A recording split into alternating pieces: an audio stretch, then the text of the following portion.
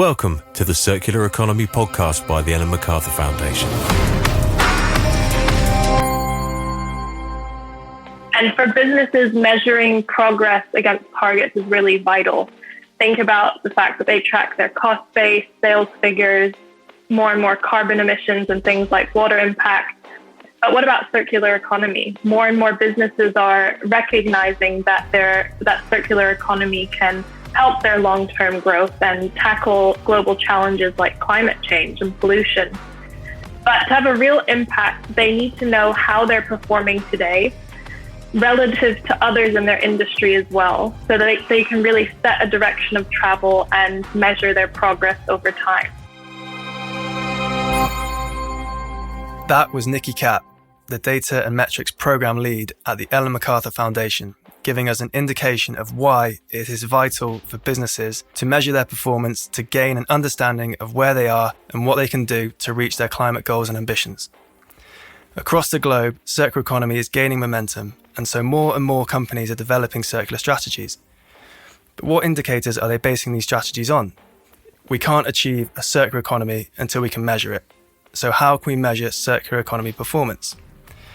Welcome to the Circular Economy Show podcast. In today's episode, we are talking about Circulytics, the Ellen MacArthur Foundation's circular economy measurement tool, helping businesses track their progress towards a more circular way of doing business. I'm Rob Humes, and I'll be your host for today's episode. I'm part of the team here at the Ellen MacArthur Foundation, where we develop and promote the idea of a circular economy. We engage and inspire key actors in the system, and we mobilise system solutions at scale globally. I'm joined today by Eleanor Ansell, who is part of the data and metrics team working on the Circulytics tool. Eleanor will guide us through what Circulytics is and how businesses can use it to their advantage. We'll be drawing upon business examples from H&M, a global fashion retailer, HP, a multinational information technology company, and Brambles, a logistics company in pursuit of a fully regenerative supply chain. But more about them later, as now we are joined by Eleanor. So before we get started, just a reminder that this podcast is part of a recent conversation that took place on the Circular Economy Show. If you'd like to watch the remainder of the live show, please find a link in the episode description. So, to kick off, Eleanor, please could we have an overview of what Circulytics actually is? Sure. So Circulytics is a comprehensive independent assessment of company-level circular economy performance. What we mean by that is that it measures both enablers and outcomes of the circular economy. So enablers are qualitative indicators looking at how companies are setting themselves up through strategic planning or investment in innovation, for example, how they're setting themselves up to transition to circular ways of doing business. So enablers look at strategy, innovation, people and skills, operations, as well as external engagement. And then you also have the outcomes, and these are quantitative indicators looking at materials, services, products, water, energy, assets, and finance. And so those outcomes are looking at how circular the company is today, and they those two different categories together combined to give this, as we said, really comprehensive assessment of how circular the company is. So it really goes so much further and beyond just the materials and the products to look at many areas across a whole company's operations. Yeah, it does. Thank you very much for that overview, Eleanor. Now we're going to turn our focus to why companies are using it. First of all, let's hear from Cecilia Brännsten, the Environmental Sustainability Manager at H&M Group, a global fashion retailer with operations in over 70 countries. Cecilia will tell us why measurement is key in integrating circular economy into their business strategy. Circular economy is really key to our business strategy and our direction. It will be crucial for our growth going forward. And I would also say that our circular economy agenda is really also a way for us to both engage with, inspire and meet our customers. And also really adding on to what you just said on circular economy will be one of the most important tools that we have have to actually reach our climate goals, for example, our biodiversity agenda. So circular economy is key. And at the H&M Group, we have a vision to become fully circular, and we have a long-term target to become climate positive in our full value chain by 2040. And of course, to be able to reach those visions and goals on a more broader level, we need to measure progress and how we're getting there. So measurement is key. What gets measured gets done, right? And it's not just fashion retailers that have benefited from the tool. Marianne Richeux, the Senior Manager for the Zero Waste World Programme for Europe at Brambles, a logistics operator using a share and reuse model to transport goods around the world, details why measurement is key for them. Our current agenda, which is quite significant, is first the commitment that we've made to climate ambition, 1.5 science-based targets, and a bit like my colleagues here, to gear towards a nature-positive business and pioneer regenerative supply chains by 2025. So that's quite an overwhelming and ambitious goal that we had, and circular economy is at the heart of this agenda and is actually the key enabler to reach both of the climate ambition commitments as well as our key targets for 2025. What are those targets? Is growing 2 trees for everyone we purchase, is obviously carbon neutral operations, upcycle material up to 30% for every new plastic product or packaging we put out, zero waste extended to non-product materials, and optimize the water across the entire Brambles locations network. So as you can see, it's a key enabler. It's really at the heart of everything we're going to have to be doing by 2025. And Circulytics as a tool is core, because there's a lot of measuring systems that's in place that we all do as listed companies, such as GRI, PRI, many assessments and rankings, but measuring holistically all the dimensions of circular economy, understanding, as Nikki was saying earlier, the what and the how, so what we do now and how we equip for the future with enablers, outcomes, grouped in a bunch of themes when you think about it, is the unique privilege that is granted by the Circulytics assessment. So, measuring holistically on all dimensions of the circular economy can give businesses the confidence to push for their climate targets and ambitions. Is that right, Eleanor? Yeah, so completing Circulytics is definitely helpful for companies to see how all their different commitments and ambitions are linked, or as we like to say, to join the dots. Using this overall circular economy framework might help companies to deliver on emissions reduction targets as well as waste and water management. It can help drive innovation or spark collaborations that are underpinned all by this common framework. Having that breakdown of scores by all the different themes that we ran through earlier can be really helpful to help consolidate all those different efforts and help companies see kind of that all these different aspects of their strategy are in fact linked together. So yes, scoring well in a theme might really help boost confidence, especially for that specific team, but it can, as well as helping to boost confidence, Circulytics is often also a challenge for companies. You have to be doing a lot to score well, and of course we want to set that bar really high.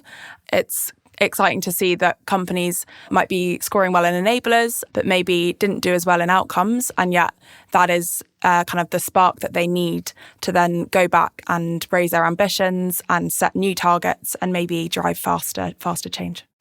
Great. You're saying that this common framework can bring all the operations into one. One of the main barriers to circular economy is silos. Is that correct? And this tool has the potential to eradicate that barrier. Eradicate being a strong word, but definitely encourage. And you are getting this score that covers your entire company's circular economy performance, and contributing to that score is going to have to be the efforts of teams across the company for sure.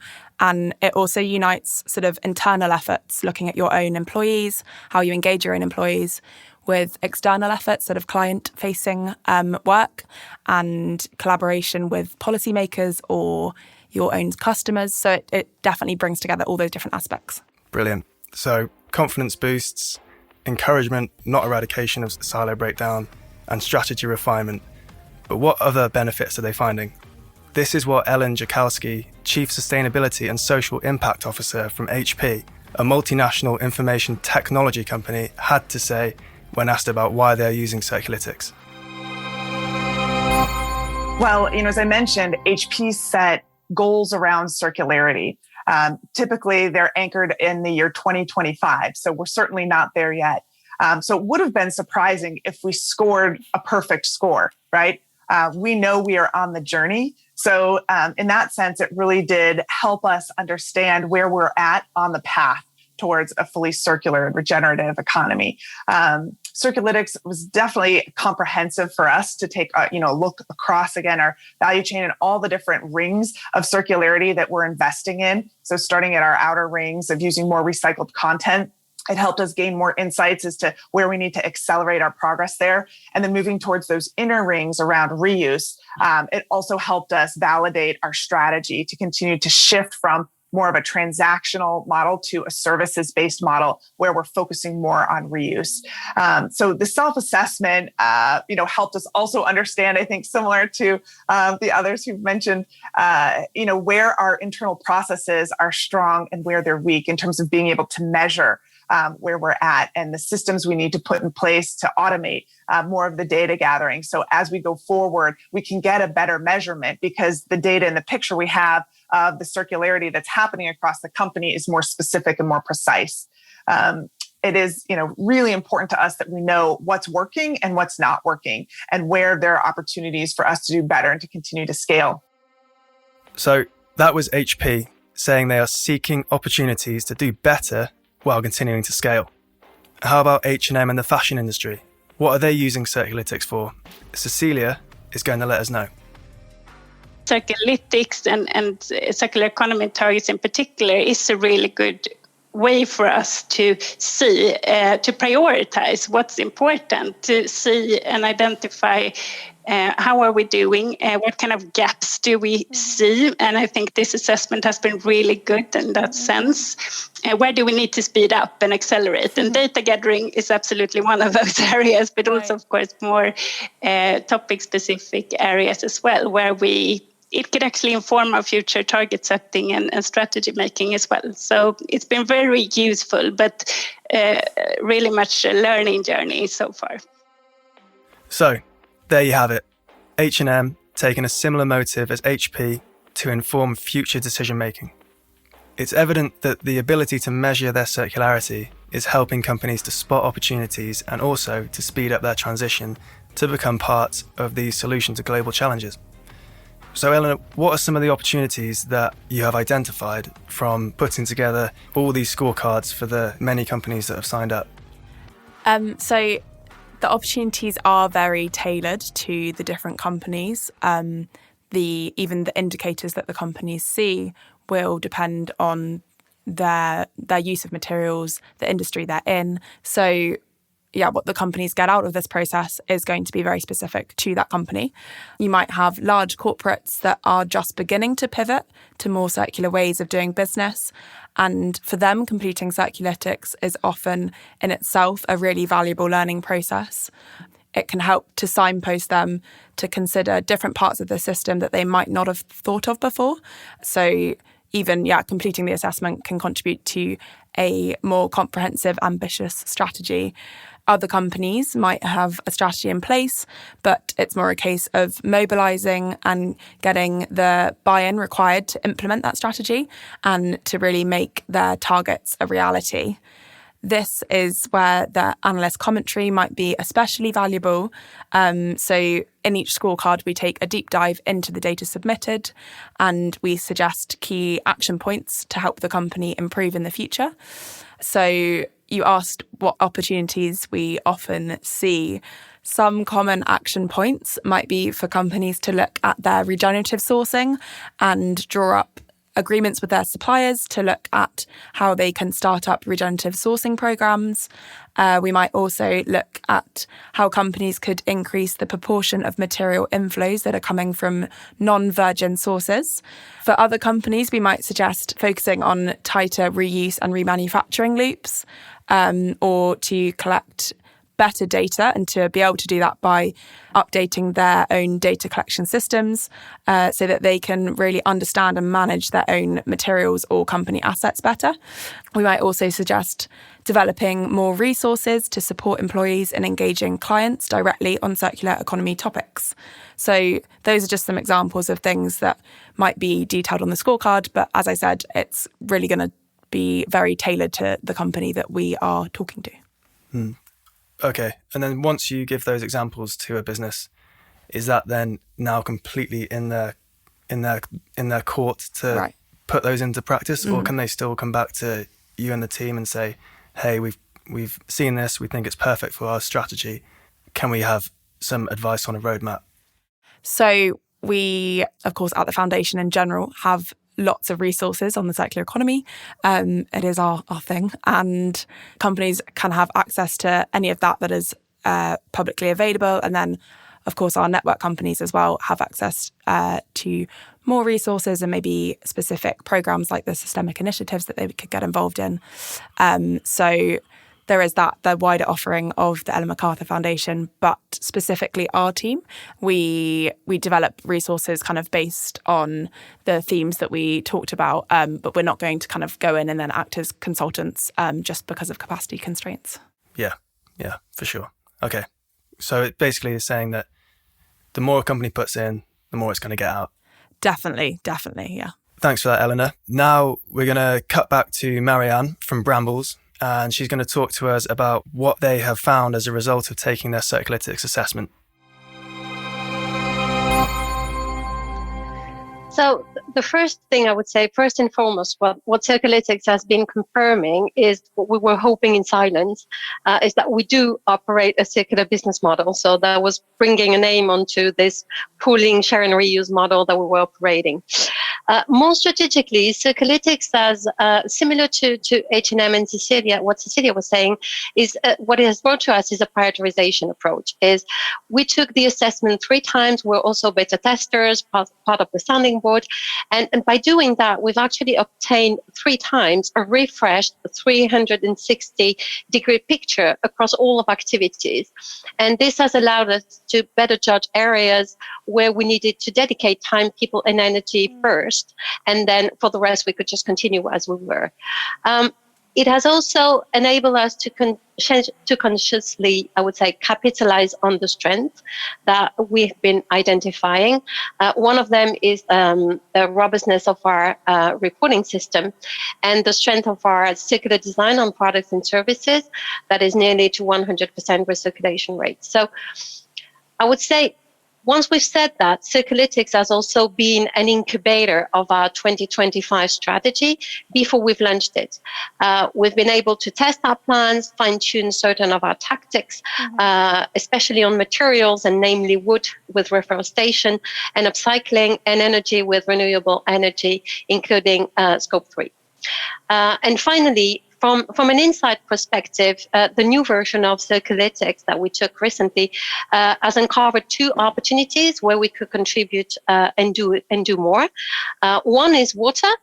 Not to say that we didn't have a strategy on water, but our materiality study had not highlighted the inherent opportunities we had to get more impact. And clearly, when we know how important water is with biodiversity, once we would have tackled greenhouse gas emissions, it's really, every effort will count on this land. And the last opportunity that it highlighted has been property, plant, and equipment assets. Whereas we had a reporting base that is already robust and comprehensive, we could actually go beyond by linking this to our procurement tracking and measure inherently its circularity. So those are interesting challenges to come. Okay, so as Marianne has mentioned, Circulytics helps companies capitalize on opportunities through identifying gaps in their current strategies. Once these gaps are identified, how does using Circulytics actually help companies realize their sort of longer term ambitions? So Circulytics helps give an indication of the success of current initiatives and validate that work, but it also pushes companies to make use of the enabling conditions that might already be in place in order to deliver on their strategy. until they can do that, they're not going to score so highly in outcomes. So Circulytics can really help give that comprehensive overall indication of how a company is doing in circular economy. There's no use in having a really amazing circular economy innovation hub, for example, if your major product lines remain unchanged or if you're not communicating your strategy and these changes to your employees. So it really motivates the scaling up of circular economy initiatives throughout the whole company and across all of their operations. Completing Circulytics can also help companies identify their blind spots. So often scaling circular economy innovations that are currently being piloted might not even be enough for the company to be fully circular. The methodology behind Circulytics is grounded in circular economy theory and covers all aspects of what makes a company circular. So that can really help to identify those blind spots of what a company might not have considered that they need to do. So maybe a company is launching a product as a service offering, but they might not have considered where the materials in those products come from and whether they could source them from non-virgin sources or from regenerative sources. So completing the survey is really helpful for identifying the gaps, as well as for encouraging and pushing forward the work that's already being done and helping companies to get the mandate to scale up those existing efforts. And you mentioned blind spots a little earlier on, and this comes back somewhat to what Marianne was mentioning, with having found 2 current updates in the current version of Circulytics that is being used. And they came across these where they need to do more work in those 2 areas. Is the aim for Circulytics to continue to be more and more updated with new areas where there might be gaps in businesses, company strategies as the tool evolves on? So we did update the tool to include a water theme, which is new, as well as more detailed indicators throughout. However, Circulytics is going to remain largely the same. We really want this to be comparable year on year, and we really encourage companies to take the assessment every year to see how their progress is being tracked towards their targets. However, having said that, we are, of course, going to develop the tool to improve its usability. We want to ensure that this is an easy process as much as it can be. And we're also going to look into linking the results that companies get with the Sustainable Development Goals. So this isn't going to change anything in terms of data input for companies, but we're going to take the results of Circulytics and see how what companies are already doing can link up to those Sustainable Development Goals and see how companies are contributing. So these scorecards are very key in the process. Yeah, so what the input is for Circulytics is, of course, the company's data, and that's data that they already have or they might need to find. But the key thing is that the output is making that data and turning it into insights and showing it to the companies in this form that's going to be really helpful for their decision making. Yes, yeah. And on that form, you have, so you're saying history chart. Right, so there's lots of different features on the scorecard. One of them being the history chart. So you, as a company, will be able to track your score year on year. There's also a benchmarking feature. So you'll be able to compare your company's score in the different themes to others in your industry. And then we also have the theme level scores. So the themes within enablers and outcomes that we mentioned. You'll get a score for each theme as well as the overall score. So you have that one kind of, hopefully the A, that it's really easy to communicate if you want to communicate your score externally. And then you also have the analyst commentary, which is that deep dive into the data submitted. But that is actually provided for network members and companies that have a revenue of over $1 billion. Okay. Yeah. So lots on the scorecard. Yeah, some serious stuff on there. And it's what if, there's got to be some slightly confidential data in there. Right. So we don't disclose any data that is used within the submission. All that's on the scorecard is going to be sort of these letter scores that go from A to E.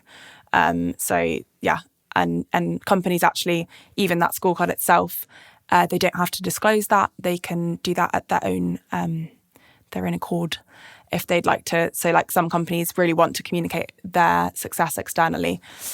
So some companies do communicate their score. Others, they might be initially just using this for internal processes and then looking to communicate that later on in their journey. Yeah, they know what to work on and they'll share when they can. So thank you very much for that in-depth overview there of the scorecard, Eleanor. Now we're going to hop back to HP with Ellen and hear about how they are using their scorecard to push their strategies forward. Well, so the fact that the score is simple, right? You get a grade like when you were in school, and that grade communicates, to you. You have an emotional reaction when you see it. Is that score good? Are you happy with it? Or is it not that great? And you need to find more energy and momentum to improve. So one of the things that we're doing is actually taking our score internally around to all the various teams who are responsible for helping us accelerate our progress towards a circular economy. So sharing that information internally, bringing more awareness to where we're doing well and where we need to continue to improve, and then leveraging that momentum to accelerate. A huge benefit of being able to measure circularity is that companies can understand areas to improve, helping them to navigate the uncertainty of new circular economy business models and regenerative supply chains. So Circulytics pushes companies to keep improving and thinking about the future, is what we're saying. So now let's hear from Cecilia at H&M about what their future is looking like in terms of pushing for that circular economy transition. What Circulytics did was actually confirming that our current agenda on, of course, having a strong strategy and goals and targets, but we also have to accelerate and move from strategy to action, to go from pilot to scale. I think it's become clear in this tool that it's not only it's really looking at this as a circularity performance index where we can actually compare each other with others as well, both within our industry and beyond. I think is very helpful to steer our agenda going forward. So, and as I said, I would say the data and tech support or the tech enablers that we actually need to speed up. That was something that was a focus before, but this has made it even more evident. And I think the tool has really showed where we need to accelerate more. I think circular design, scaling up circular business model and circular design is the key focus, but the tool is also showing that we need to speed up there. So I think it's confirming a lot of our current agenda and our goals and actions. But as you said, Ellen, as well, we're not fully circular yet, definitely not. This is a journey for us, but I think this tool is a really good way of measuring our performance and measuring our progress and looking into how we should prioritize and what kind of gaps we need to fill and how we should speed up. So I think it's very useful and helpful in that sense. So Cecilia put it very nicely there that at H&M, they are all on a journey to a circular economy. They may not have got there yet, but at least they're able to pinpoint where they are now as a result of completing Circulytics. Once a company can measure what the circular economy means for them, then they can hope to achieve it. Thank you, Eleanor. That's all for this podcast. If this has caught your interest and you'd like to find out more, you can visit the Ellen MacArthur Foundation website. You can also find the Circulytics page linked in this podcast episode description. We have plenty more content in video and audio, so please subscribe to our podcast and, of course, like, rate and share all the content if you enjoy it. Thanks for listening to the Ellen MacArthur Foundation Circular Economy podcast. Don't forget to share, rate and subscribe.